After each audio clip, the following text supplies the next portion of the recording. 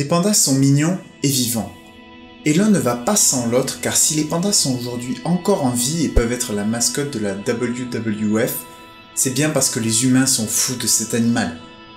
Des dizaines de millions de dollars sont chaque année récupérés par l'ONG afin de financer la conservation des animaux, et les efforts consentis sur les pandas ont permis de les faire disparaître de la liste des espèces en danger de disparition.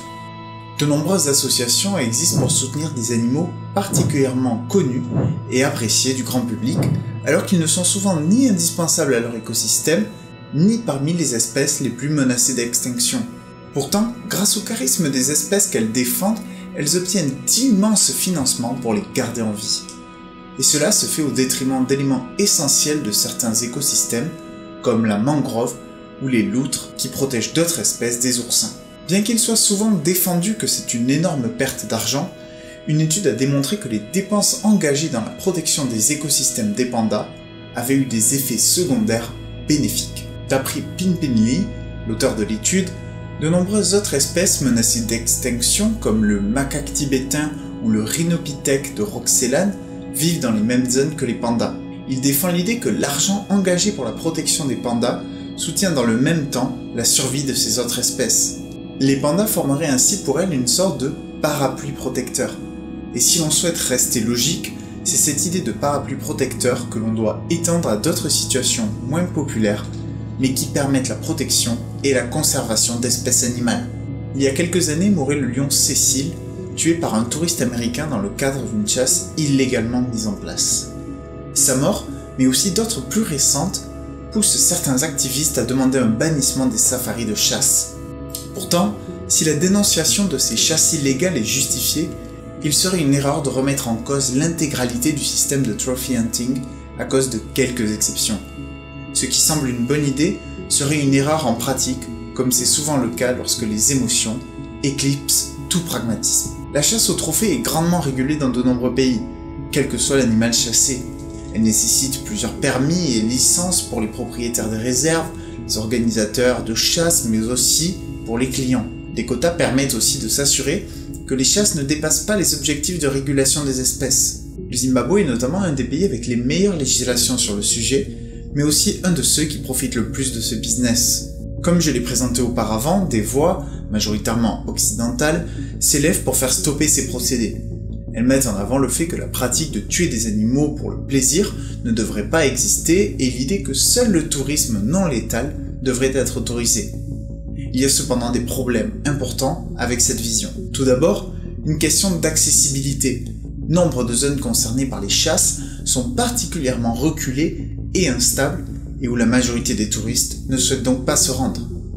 Les chasseurs sont non seulement plus enclins à aller dans des zones dangereuses, mais ils dépensent aussi beaucoup plus d'argent à chaque visite. Il faudrait une explosion des autres formes de tourisme dans ces pays pour compenser la perte du tourisme de chasse. Et les mêmes qui se plaignaient de cette pratique viendraient ensuite se plaindre des risques écologiques pour ces zones dus au développement du tourisme de masse. Le développement d'un tel tourisme ne serait de toute façon pas réparti également et il laisserait certaines zones en difficulté. Enfin, dernier point non négligeable, les réserves animales sont parfois obligées de tuer des animaux tels que des lions car les chasses autorisées n'en ont pas abattu suffisamment. En effet, l'augmentation de la population des lions ou des rhinocéros met en danger à la fois les biens et populations des villages à proximité, mais également les autres espèces animales. Ainsi, des études ont démontré que les populations d'éléphants, mais aussi d'herbivores en général, profitaient de la chasse aux lions. Cette pratique est aussi bénéfique aux populations environnantes, qui ont moins à craindre des dégâts infligés par cette espèce. En retour, cela signifie moins de vendetta des villages sur les populations de lions. Ces chasses instigées par les populations locales feraient beaucoup plus de dégâts, car elles viseraient tous les lions, sans distinction. Le Zimbabwe a par exemple depuis longtemps utilisé la chasse au trophée comme un moyen de soutenir la préservation de la faune et de la flore. Le programme Campfire a ainsi récolté pour les communautés plus de 20 millions de dollars en 12 ans, entre 1989 et 2001. Sur le continent africain, il s'agit ainsi de plus de 200 millions de dollars annuels dépensés uniquement pour la chasse, sans compter l'apport économique parallèle. Ainsi, cette source de revenus reste indispensable. Les efforts de conservation coûtent beaucoup d'argent, tout comme les destructions causées par les lions, Un argent que le tourisme photographique ne semble aujourd'hui tout simplement pas capable de fournir.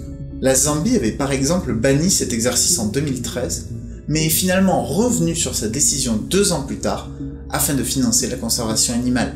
Une étude de 2013 soulève de nombreux points sur lesquels des avancées peuvent cependant être réalisées.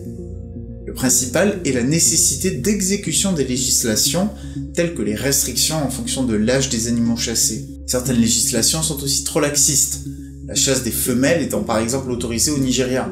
L'étude propose d'allonger la durée des périodes de chasse afin d'éviter que les cibles ne soient choisies de façon trop hâtive. Elle demande aussi que les frais pour organiser de telles chasses soient modulés en fonction du nombre d'animaux chassés. Aujourd'hui, qu'un animal ou 20 soient chassés, les organisateurs paient la même taxe, ce qui les incite à chasser autant que les quotas l'autorisent afin d'améliorer leur rendement. D'autres problèmes, tels que la corruption, jouent bien sûr aussi un rôle, et une plus grande transparence du système de chasse serait certainement bénéfique à toutes les parties.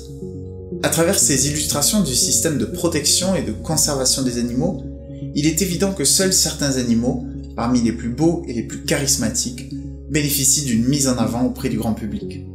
Il revient dès lors aux gouvernements et associations dédiées à ces causes de décider des méthodes de financement et des allocations optimales de ces fonds. Et le système de trophy hunting est alors loin d'être dénué de logique. Ces animaux chassés font partie d'un effort de régulation des populations et devront dans leur immense majorité être chassés quoi qu'il arrive. S'il est possible d'arriver à la même situation en tirant des revenus conséquents de cette opération et qui permettront d'investir dans la protection des écosystèmes, il serait ridicule de ne pas y réfléchir. Alors que nous entrons sûrement dans la 6e extinction de masse, il faut donc trouver l'équilibre précaire entre les sentiments qui sauveront les pandas et le pragmatisme qui permettra de chasser certains animaux pour en sauver beaucoup plus. Comme vous l'avez peut-être vu, la chaîne a connu une croissance très importante récemment et je souhaite donc la bienvenue à tous les nouveaux et merci aux fidèles de la première heure. J'espère que cette vidéo vous aura plu. Comme d'habitude, pensez à partager, commenter et aimer la vidéo. J'en profite aussi pour vous rappeler que j'ai ouvert un Tipeee et ceux intéressés sont les bienvenus. Sur ce, je vous dis à très bientôt.